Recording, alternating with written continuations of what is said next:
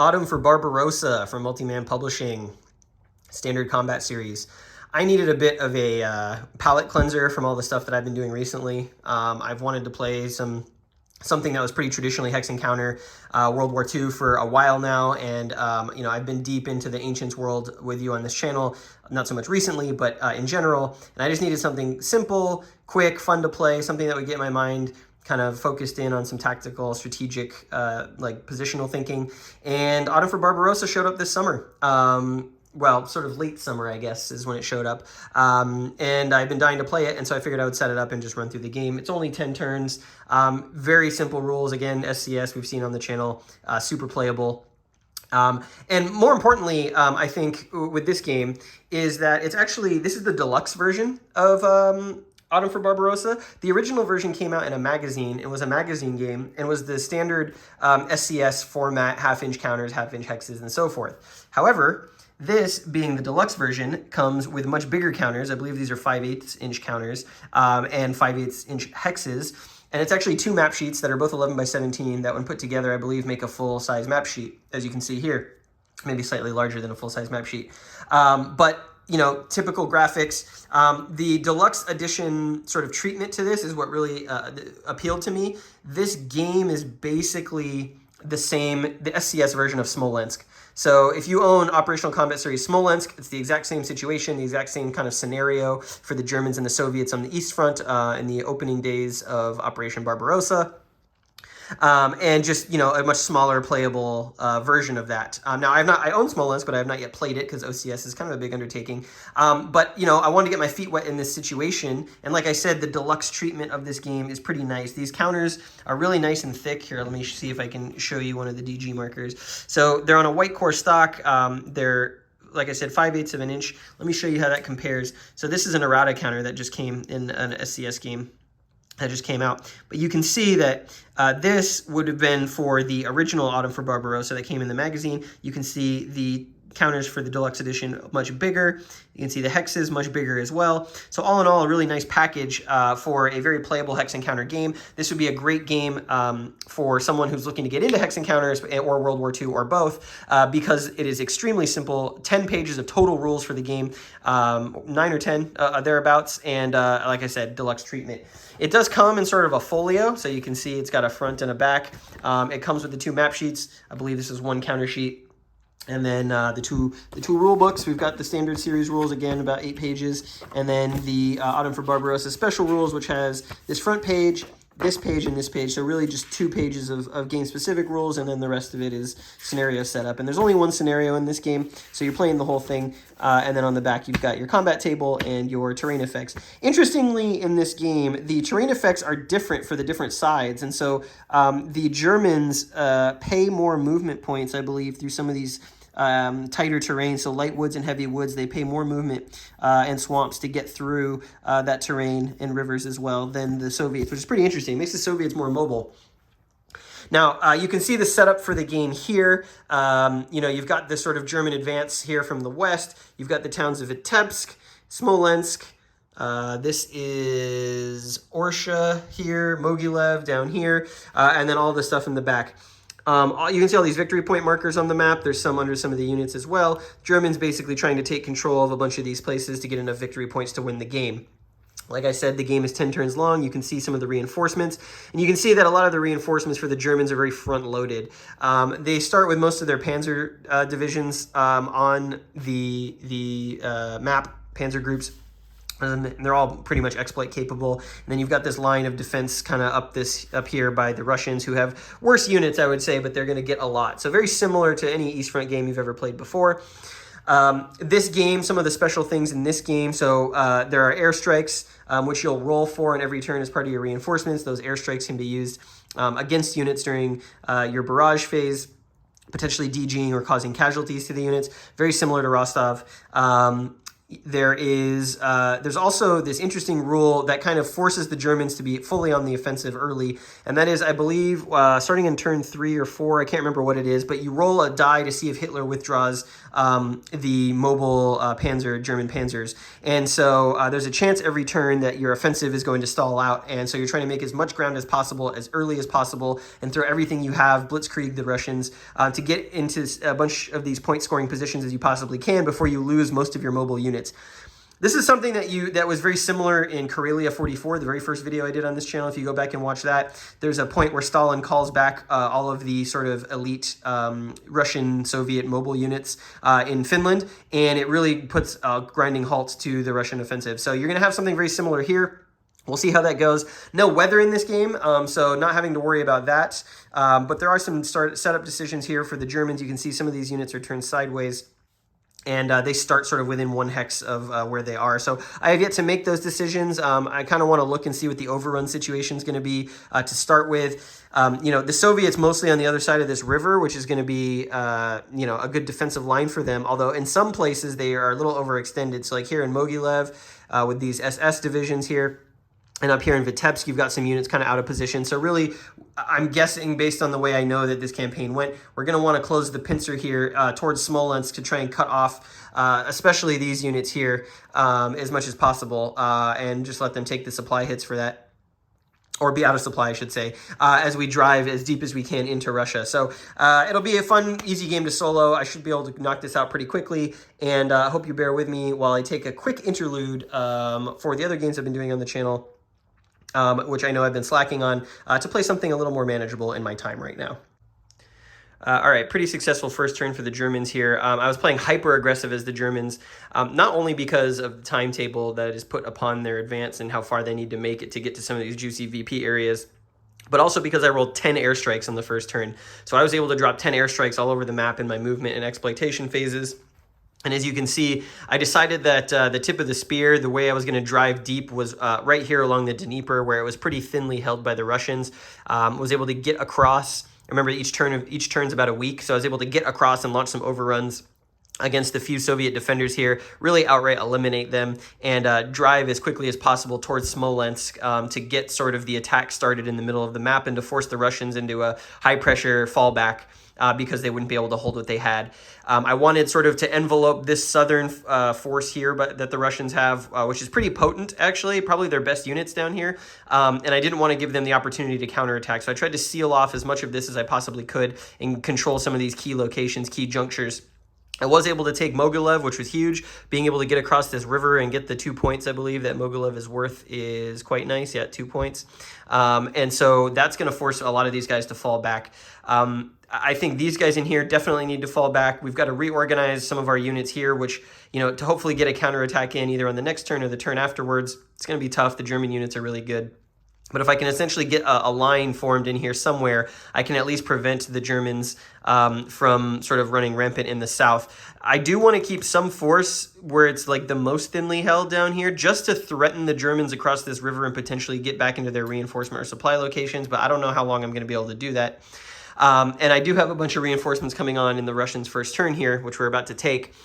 Orsha was held. The Germans did not roll well here on multiple attacks, and the Russians were able to hold on to the city. So that's going to be another turn the Germans are going to have to try and take that. And this is kind of the key to the whole thing. You can see what a hub of transport and transit this city is. So the Germans really need to take this to get the campaign for Smolensk underway. And they need to take it quickly, so we'll see how quickly they can do that on their turn 2 and how many airstrikes we get and so forth. But I'm in a good position. I really just need to crack this hex here, and once I do that, I will have the city, and then we'll be able to get moving pretty fast. The Russians, obviously they'll be able to put up a stout line of defense with all these sort of secondary layers they've got going on here, protect some of these VPs, and obviously Smolensk, where they want to protect that as well. As you can see that I also ran out way ahead with some of these panzer units and mobile infantry. I was able to grab, there was really no defense here. I knocked out the unit that was basically in this area, and that allowed an exploit-capable unit to rush all the way out to Pechinok to get the VP in this particular town. The SS holding this crossroads, making life miserable, kind of sealing off this southern flank for the Soviets. And then we've got the 29th Motorized in here, and they are sort of using this as a staging ground, getting ready for Smolensk, forcing the Russians to either kick them out or, not giving them the possibility to reposition it advantageously. And obviously, the terrain here for the Germans across this river, the attacks will have to come across that river if they want to do anything, which will have their attack strength. So pretty good positioning, I feel like. And we're going to try and make the move on Smolensk. Probably next turn, try and collapse some of these units in and start doing some losses in there. We'll see what the Russians do. Up in the north, still haven't taken Vitebsk as well. The Russians managed to hold the actual victory point location for the city, which are this sort of northern suburbs area. But the Germans did manage to make a lot of progress in surrounding it, and so they're not going to be able to hold out very much longer. And then north of Vitebsk, at this sort of reinforcement location that the Russians have, the Germans were able to knock out the defenders and take it. So if any reinforcements come on there this turn, they're going to have to come across somewhere in here. It's going to make their march a lot slower. Pretty good move, if I do say so myself, for the Germans there to just kind of slow down that northern reinforcements. And then there's a couple plucky Soviet units on the map. This one as well sort of stopped this advance. This unit rolled terribly. They've taken a bunch of losses up here. Obviously, it's not a huge threat. Just kind of keep it locked down. We've got some infantry coming up the road there. So all in all, I feel like a pretty successful first turn for the Germans. And then we're going to go over to the Soviet half of the turn and see what they decide to do, how they decide to reposition, if there's any counterattack possibilities. But so far, all the momentum with the Wehrmacht right now. Not too much going for the Soviets on this turn. I did decide that they're going to have to pull back off this river line. There was just too big of a threat and much better defensive terrain down here in the south. I'm really trying to just funnel the Germans at this point because I can't really stop them. Although we did manage to collapse for a counterattack on this 10th Panzer group here that was a little bit overextended and found themselves surrounded, and managed to eliminate one of the infantry regiments that was with this group here and do some damage to the other one. So a little bit of a counterpunch, not super effective. They're going to be able to replace a bunch of these units, I think, on the next turn when they get replacements. We also did a counterattack in here. We managed to dislodge the 17th Panzer. Yeah, we did a hit to that regiment. Managed to dislodge the 17th Panzer from this hex here. Really just trying to slow the Germans down, trying to prevent them from taking Orsha as much as possible. This is a pretty gnarly terrain situation in here with this river and all these woods here. So like this route is the quickest way through. So the Russians are doing all they can to sort of protect that. As you can see, they've put some secondary defensive lines here along those routes of advance to Smolensk, just trying to keep the Germans from moving as quickly as they want to. And otherwise, not a ton to report. There was some repositioning just to get on some of these victory point locations to stack up. All the Russian units start kind of alone in a hex. So we're getting a defensive sort of plan together. If we can get this going down here, we might be able to force the Germans into a situation where they've got to devote forces to come down and kind of keep us at bay. We'll see what happens, but that's turn one in the books. I feel like the Germans have done, a pretty good job, and from here, it's kind of a coin toss to see where it goes. I think the Germans got to play it smart moving forward in order to keep the momentum up. Well, the Germans may have outrun themselves a little bit here on turn two. They made a lot of good progress. They captured a bunch of these victory objectives that were then captured back by the Soviets, but it was wide open for a while. The Germans had punched through. They had run all the way to Smolensk. They had gotten a couple attacks off. In fact, they took the topmost victory point hex of Smolensk and were on the cusp of taking the bottom one. Unfortunately, the Russians still held out here at Orsha. Again, for another turn, Germans were not able to take it. But Vitebsk, they were able to grab Vitebsk, and they were able to make some progress here as the Russians sort of were falling back to more defensible terrain.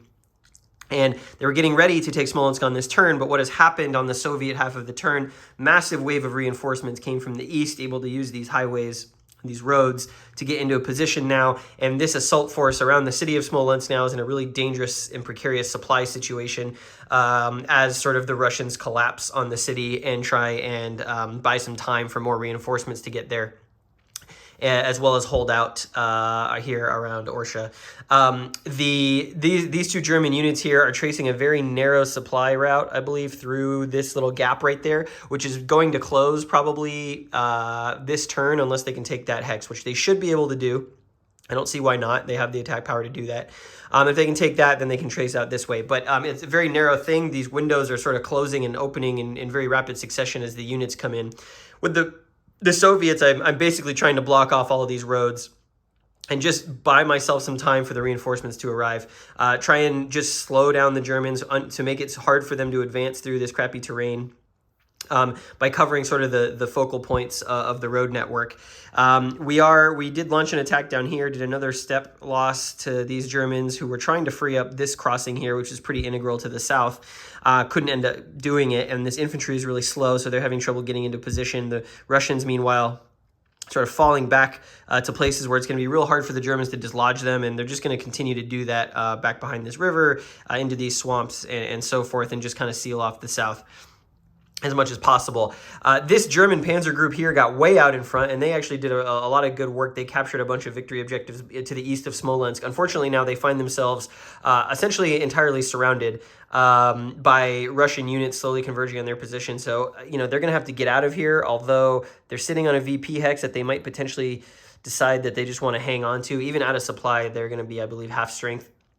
But they're in pretty good terrain, so they may just try and hold that and force the Russians to dislodge them. We'll see how that goes. But the Germans really got to get their infantry into the fold. Not taking Orsha this turn was hugely detrimental to the Russian effort. They've got to spend a lot of infantry now to take that hex. They've got to do 3 step losses here, so they've got to pile up the forces, because if they don't take it this turn, they're going to be in a whole bunch of trouble as the Russians start to get airstrikes, and as we determine whether or not the German panzer divisions and corps are removed from the map. So they've got to make progress, and they've got to make it very quickly going into turn 3. Well, that's a lot of dead Soviets, and the German panzers are proving to be a little bit too much for the Russians right now. Helped again by a great turn of airstrikes for the Germans. 9 different airstrikes they were able to do, and these were extremely deadly. They caused step losses in a number of locations. Here, they caused step losses down here as well. So the Soviets hurting in a really bad way, and the Germans, their highly mobile force has been able to really shoot out and grab some more victory point locations. We swept down through here, some timely overruns, eliminated some cavalry units that the Soviets had put up here. We got one all the way out here for a victory point there. We managed to get these guys out and escape. Not only that, but they overran the stack that was sitting here. That's another 2 VP. They'll happily trade the 1 for the 2 here. There's another unprotected 2 VP down here, another 1. I mean, it's like all really ripe for the picking right now, because these guys have been kind of dithering, trying to slow this infantry advance, but that's going to have to change this turn. This guy could easily be taken out. So in order to protect some of these points, there's a huge gap here where the Germans can trace supply. They're going to have to get back and probably give up some of this territory and refocus on defending what's left on the board.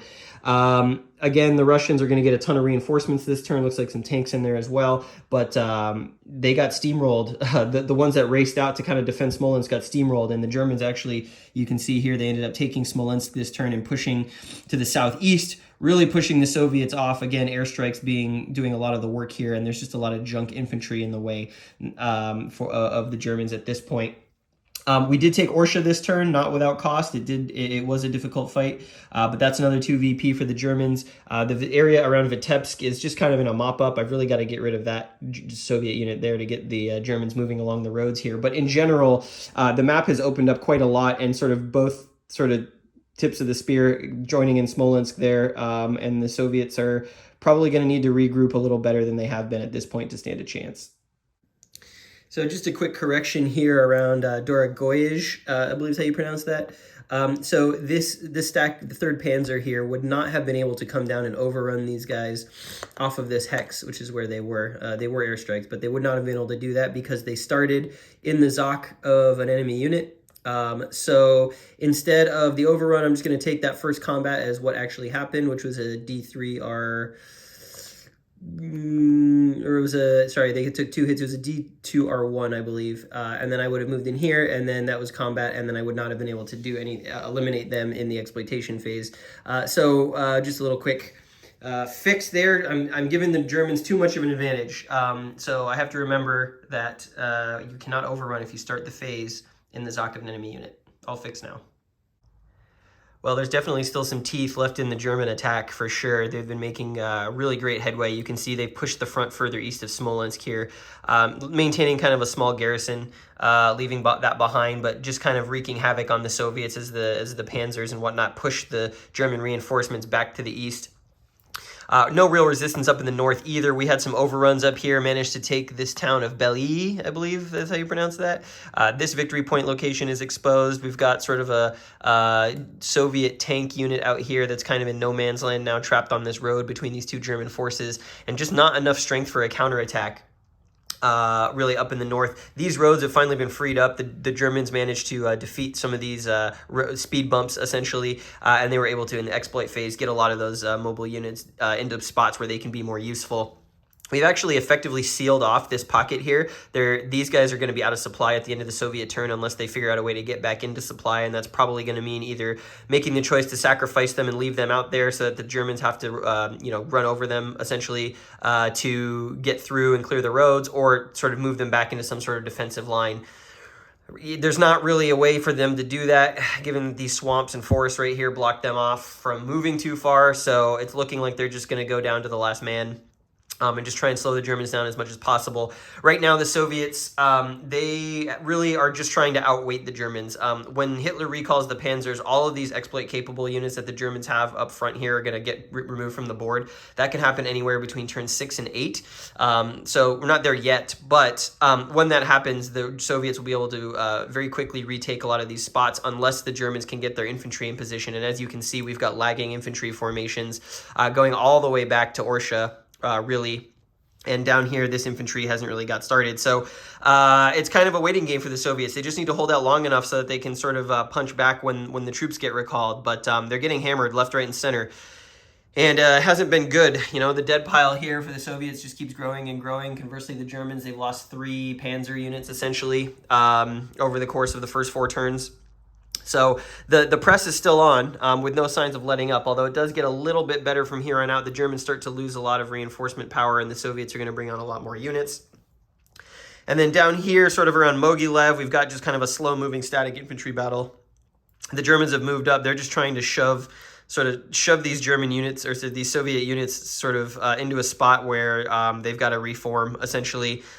This isn't really super important to the game. A lot of this stuff down here that's sort of open is being very lightly defended with whatever the Soviets can use to plug the holes, but there's not really, I don't think the Germans feel that they can sort of break this. They're just trying to get some of this infantry free and get it into position where it can, hold the defense for Mogilev, hold the defense for Orsha, maybe even hold on to Smolensk when it comes down to it at the end. So we're about a third of the way through now, a little bit more. The Soviets are going to take their turn. They didn't get many reinforcements this turn. They got this tank unit here and this mobile infantry unit here. But otherwise, again, still the same story. They've got to reorganize and figure out a way to slow the Germans down, which up to this point they have not been doing consistently. The German steamroller, no sign that it's going to be slowing down other than some of its own limitations, but we're halfway through the game for the Germans, and I would say that they have done quite a nice job of shoving the Soviets off of their objectives. You can see that we've got a trailing string of infantry still, but coming in, reinforcing the Smolensk area. We've got some advances being made down here by these infantry that are slowly just going to try and take control of this road here. And then deep into the east of Smolensk, into some of these marshes, the Germans have pushed the Soviets back along this river line and have actually effectively surrounded and pocketed them. There's no line of supply for these troops, and so on the Soviet turn coming up, they're going to have to figure out a way to get out of there, because this represents really the only major forces that the Soviets have left on the map, and if they don't get them out of there, there's going to be big trouble in terms of getting reorganized. But the Germans have done a nice job. You can see that they've even run some panzer units out here to grab Vyazma and some of the surrounding towns as well. Really just extending their influence over the map with the victory points that they've got down here. You can see as well. There are big stacks of reinforcements coming on for the Russians, but again, the units aren't very good. So it's going to have to be kind of very focused, targeted attacks if they want to start sort of counterpunching. The Germans got into a little bit of trouble up here, but they're still holding the victory point hex, and they're still in supply. They've got some reinforcements along the road. They're just going to try and hold that as long as possible. Maybe the Soviets divert and go up there, and that prevents the Soviets from relieving this force here. But in general, really the only thing that has stopped the Germans at this point from taking control of the full eastern side of the map here is that they just don't have enough units. They are stretched pretty much to as thin as they can be safely. without coming under sort of supply cutoff maneuvers from the Soviets. And I think they've kind of exceeded sort of the expectations, and this is where they're going to hang out. But for the time being. But starting next turn, we start to roll to see if Hitler recalls all these Panzer units, and if they do, suddenly it's going to be wide open for the Russians to come back at them. So I got to get these infantry in position properly, make sure they're garrisoning, the high VP locations, and we may have sort of a table swap here in terms of who's the aggressor and who's the defender. Well, it turns out that the Soviets on turn 5 did manage to open a supply line for these trapped units who have moved back. They were able to DG this German stack here in Yelnya. This is the first turn the Soviets got airstrikes. They rolled 2 of them, and then both airstrikes actually did some damage here, and then there's one off to the north up here that loosened up the German grip on Belly. So thankfully with no ZOC here, all these units can trace right by and then along this road out. So they did manage to stave off disaster for one more turn. But speaking of disaster, we are coming up on the German turn 6. This is the first roll we have to make in the game to see if Hitler recalls the Panzer units. It's a 1 or a 2, so high drama here. Let's see how this goes. 1 or a 2 for the Germans, and we're going to have to do some map reshuffling. It is a 4, so the Germans are going to maintain full strength for this turn and probably continue the offensive. So let's get on with that. Heading into week 7 of Autumn for Barbarossa here, Soviets finally managed to put on an effective counterpunch and actually get supply through to these units who were stuck in these marshes. It was a pretty close thing, but the Soviets finally, with some decent airstrikes on this turn, managed to DG some German units, eliminate a couple of mechanized infantry in here, and open the supply road through the town of Izdishkovo. Take back some victory points here, and some timely overruns from this armored stack. Put the pressure on the Germans. A lot of the forward Germans now extremely weak. You can see this stack here, 2 reduced mechanized infantry. They're probably going to want to get to a more defensible piece of terrain here, assuming they stay on the map. And then this 3rd Panzer group, who's holding pretty heavy, holding this victory point here. They're in danger of being fully encircled by all of this Soviet infantry. So you can see the makings of kind of a spear forming here for the Soviets on the counterpunch. I'm about to roll the Hitler recall die. So 60% or 66% chance that this is all going to change, this whole situation. And the thinning German forward lines are going to be really thin. So let's see what we get.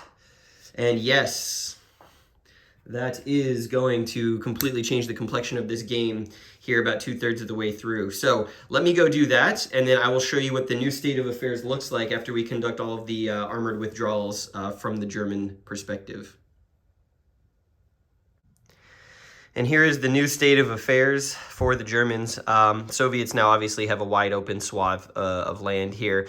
The Germans were allowed to keep a specific number of exploit-capable units on the map after everything's been withdrawn. So you can see the 29th Motorized, 10th Panzer, and 4th Panzer are all that remain of the German Panzer forces.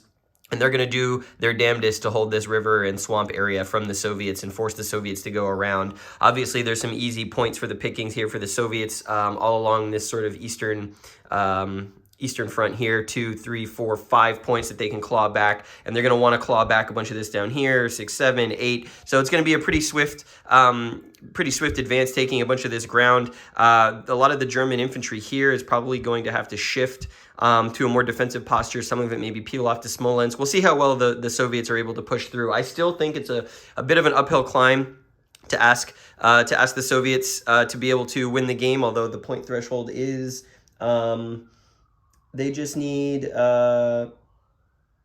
23 points. 22 would be a draw. That would be the historic outcome, and I'm not sure quite how many they have right now, but if they can get to 23, 22, somewhere in that range, I would say it's a success for the Soviets.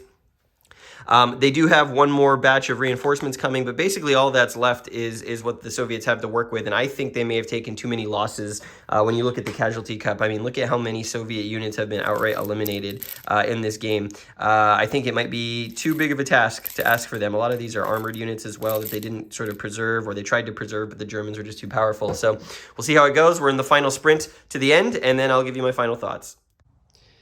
Well, here at the end of turn 8, we're going into the final 2 turns, and the Soviet counterattack has not really materialized in the way that I was hoping it would. I think part of the problem that I have, or part of the way that I misplayed the Soviets, is that I didn't protect enough of their armor. You can see in here all these armor units, which are really their only way to get on the attack late in the game. I really just kind of put them in vulnerable positions and didn't realize how powerful German exploit and overrun movement was going to be. And so what I have left are these infantry divisions that are extremely, they're fine on the defense, but on the offense, they're almost impossible to get any sort of good odds with. I've been doing a lot of 1-to-1, 1-to-2 attacks or 2-to-1 attacks with the Soviets. I've done some losses for sure, and I've managed to kind of stem the tide over here. There's some armor support that came in this turn for the Soviets, drove back this German unit across the river. But the Germans just methodically sort of marching through here, making attacks. They are finally able to sort of knock the Soviets out of this crossroads hex here, and now they're stretching the line a little bit. So I felt like I needed to, before these guys got cut off, I needed to punch out. What I'm really trying to do is get some of these more mobile Soviet units that I have left, this recon unit, this stack of armor, across this river and up this road into the rear of Smolensk. If I can do that, I can probably take the city. I did do a quick calculation of the victory points. You can see the Soviets have recaptured Roslavl. They've taken some of these back that the Germans had sort of extended out to grab without garrisoning. And actually, as the math works out, we're, I believe right now, either at a draw or the Soviets have a marginal victory. The Soviets actually in the north were able to come up here with some more armored units, take this victory point hex, take this victory point hex. They're probably going to grab this one on the next turn. The Germans had to run out here with some armor and do some overruns to kind of push the Soviets off. But because so much of the German force was here around Smolensk, there was nothing up here protecting some of these junctions, and the Soviets were able to knock off the infantry garrisons the Germans had put in there. So we're actually looking at a Soviet victory right now, which is pretty insane to me that, the Germans could make so much progress and push the forces and do so many losses and yet still be losing the game. It is one of those sort of like wildly imbalanced, it seems like. Sort of the victory conditions are not tied to sort of like the performance on the map, which I think makes for a really one-sided game. I think if you're playing the Soviets, you're going to be on the defense most of the time, and you're going to have very limited attack capabilities. And even still, if you win the game, it's not going to feel very rewarding, I think. But we'll keep playing. We'll see how it goes. I'll have some final thoughts about this. I think this game most closely resembles Rostov 41. There are some differences in the tempo and the flow, but comparing those two, I think makes them the most sense when it comes to SCS. And so we'll get into that at the end of the video. But you can see here in the middle, before I move on, we've got these Germans surrounded here at this 2 victory point city. They're going to have to either give that up or go out of supply or get some help from their friends. I've left a lot of the German armor in places where they can sort of counterattack from behind the lines, or in positions where they can overrun during movement, which has helped a lot. It's helped kind of blunt the force of the Soviet attack, and so I feel like I'm using them pretty well. This stack here, we'll see how many airstrikes. The air power over the last 2 turns has not been very effective. The Germans specifically have rolled terrible on their airstrikes, and the Soviets have not really gotten a lot of number of airstrikes, and so it's been really ineffective to put DGs out, and so it's been kind of this stalemate for the last couple turns where no side could get a real advantage, although the Germans are picking off Soviet units here and there. But we're probably going to come out here and try and overrun this stack. If we can get a DG marker put there, it should be a 2-to-1. That'll free up the supply on this unit, and these 2 infantry units here are actually the best the Soviets got on the board right now. So if those go, then we're probably looking at sort of the end of any sort of hope for the Soviets to push through to Smolensk, unless we can do some trickery with the positioning here. But the Germans see that now. We might try and move this unit defensively onto this road, or we'll see what happens. But this is where we are at the end of turn 8. Soviets still winning despite getting their butts handed to them over the course of 8 weeks. And we go to week 9. Well, Soviets got real lucky here. They rolled a 6 for their airstrikes this turn, so they had 6 airstrikes, and they dropped 3 of them into this hex here.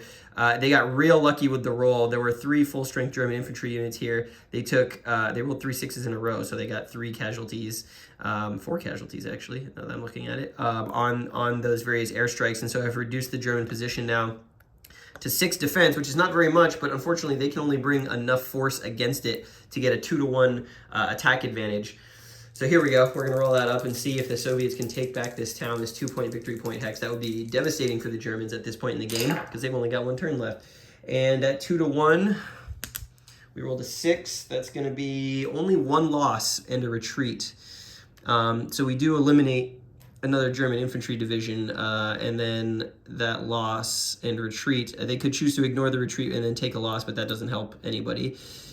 So they are going to actually have a problem here because they can't retreat here. There's a zone of control that would lose them anyways. They can't retreat there. That would overstack them, and they'd have to be eliminated anyway. So looks like this German division found themselves not in a good spot, and the Soviets are gonna walk on in there. Let's put this infantry unit there. And what else do we got? Got some military divisions. Let's bring in these infantry, really protect that. And there we go. Soviets net 2 points. That could be game deciding. That could win them the game here with only 1 German turn remaining. So we'll see how it goes. Well, here we are at the end of the game. Soviets just took their final turn, and actually it was a pretty dramatic finish, all things considered. Soviets really recovered their position here around Smolensk. They managed to put together a line. They managed to hold off these infantry from the south. But in the final turn, the Soviets rolled one airstrike, a single airstrike, and they dropped it here on the town of Pochinok, where there was a single reduced German defender. They happened to get the airstrike off without a hitch. It caused a casualty. It was a German defender with 2 steps, caused a casualty, reduced it to 1 step, and then also disorganized it. So that meant that there was only 3 defense points here in Pochinok. Soviets were in a position to attack across this river. They managed to successfully roll there and get the town that 1 point, and that 1 point would be very pivotal because now that the game is over with these final positions, the Soviet player scored 23 points, 1 point more than a draw, and it becomes a marginal Soviet victory. The Germans just quite couldn't hold on long enough to achieve the draw. They just quite couldn't get and hang on to any of these sort of like outlying victory point hexes. They weren't able to crack the Soviet defense down here in the south. And it's a minor Soviet victory. Doesn't feel like the Soviets won, certainly, because basically every Soviet counter in the game is in this cup. But that final, there were basically the Soviets got 2 successful airstrikes in the entire game, and they were on turns that they really needed to get them, and they were able to just hold the Germans back to achieve the win. I think I played the Germans actually really well. I'm not sure I played the Soviets really well. But, I'm pretty proud, pretty happy with the taking of Smolensk early in the game and sort of this defensive perimeter I put around it that really held the Soviets back, didn't let them get any momentum coming up this direction. Really, most of the Soviets' game was kind of around the periphery with the fights over Roslavl, the swinging around to try and get onto this road, which on the final turn during the exploit phase, this armored unit did. Obviously, next turn they would head towards Smolensk, forcing the Germans to contract a little bit. It'd be interesting to see what happens if this game were to go another turn or two. And then up here, forcing the Germans to move out some of their really powerful armor to take care of some of these victory point hexes in here that they needed to hold on to win, really lightened the burden down here. And the Germans didn't have enough heavy firepower units to defend everywhere all at once. And so the Soviets eke it out. I had a really good time playing this. This was exactly the kind of experience that I wanted from a hex encounter game, an easy, smooth playing hex encounter game right now. I played this over my holiday break, just finished it up here right after New Year's, and I really enjoyed it. SCS it's a tried and true system for a reason. I can say that I really, really love these bigger counters. I wish every SCS, and for that matter OCS game, upped the scale to bigger counters and hexes. It was a lot more fun to play when I wasn't fiddling with tiny stacks of stuff. there may be, you know, production cost reasons they don't do that, but I'm glad that they took a chance on this game specifically to up the size. I think it makes for a really, really good introductory game in the SCS system, or to anyone looking for a Hex Encounter World War II experience. I think the main drawback to this game is that the Soviet player is not going to feel, it's not going to feel very satisfying to play them, because they get their ass kicked from west to east here pretty badly throughout the entire game, and unless they know going in they've got to really conserve their armor, then it's going to be a long road for them, feeling like they're not able to get a lot done. The Soviets really can only attack in very specific moments when their positioning and unit numbers allow them to, and so there's not a lot of action for them to take. So as a solo experience, I really liked it because it gave me that sort of attack defend that was interesting to play both sides, but I think in a face-to-face game it's probably less interesting, and I think certainly less interesting than Rostov 41, which, like I said, is the natural comparison. If you're looking for an intro level World War II East Front Hex Encounter game to someone, you know, which one would it be? Would it be this, or would it be Rostov 41? I think it depends. So I think if someone is intimidated by tiny counters, then and doesn't play a lot of war games because of how many and small pieces there are, I think this is a really good one to start with. They should probably play the Germans to get their head around how powerful exploitation can be, which is a concept that a lot of MMP and gamers games use. And for that reason, I think it's a really good learning game. And you know, a more experienced player can put up more of a fight with the Soviets. So a good one to play with newbies. I think Rostov 41 is more interesting from a situational perspective, because the sort of German advance in Rostov has a very singular focus, which is to take the city of Rostov, and the Soviet reinforcements are so overwhelming as the game goes along that they actually can push the Germans back. I think the victory conditions are a little more towards sort of the middle of the bell curve in that game to make it more interesting moment to moment. I think the weather in Rostov 41, even though I played it incorrectly, adds a lot of, when I did for the channel, adds a lot more interesting reaction decision making that you have to do. Here it's pretty clear on any given turn what you're supposed to do. So there's a lot less of a puzzle here in Autumn for Barbarossa, which is, I understand that some people think that this game is maybe a little too simple. This particular scenario for around Smolensk for SCS, I actually like it. You know, it depends on what I'm in the mood for, right? I think this is a great lightweight game. That's perfect for introing new people to World War II, like I said. If I had to choose between the two, if I had to get rid of one, which one would I keep? That's a really hard choice. I love these big pieces. I love the one map, or it's really two maps, but one map size. I love the low counter density and the straightforward nature of the gameplay, but I think I would keep Rostov 41 if I had to choose between the two. If I was going to be put on a desert island somewhere, I would choose Rostov 41 simply because I think it's more replayable, it's more interesting, and there's more variability in that game. But boy, what I wouldn't give to have Rostov 41, or really any of the other one-map SCS games, even Karelia 44, in this deluxe format, in this bigger counter, bigger hexes, even if it meant that it was two maps large, you know, for example, I think it would make for a much better experience. So I hope you enjoyed that. That's Autumn for Barbarossa, Deluxe Edition from MMP and the Gamers. Definitely don't regret buying this. Definitely plan to keep it in my collection. And you really can't go wrong if you're looking for a fast, smooth World War II East Front Hex Encounter game that's got minimal overhead and lets you get in and start playing right away. Thanks for watching. As always, curious to see how you feel about how this game developed and turned out. I think, you know, one of my big mistakes with the Germans, one of my few mistakes with the Germans, is that I didn't, I sort of got blinders on down here and was trying to push the Soviets out of here. I think if I had committed some more forces to crossing this river behind them and taken some of these Eastern Victory Point locations, I think I might have stood a chance of winning the game as the Germans. But you know, for next time. And it was a close nail biter right down to the very end. I think the Germans, they had a winning position going into that final turn, and the Soviets just managed to get the airstrike that they needed. So anyways, thanks for watching. We'll see you in the next one.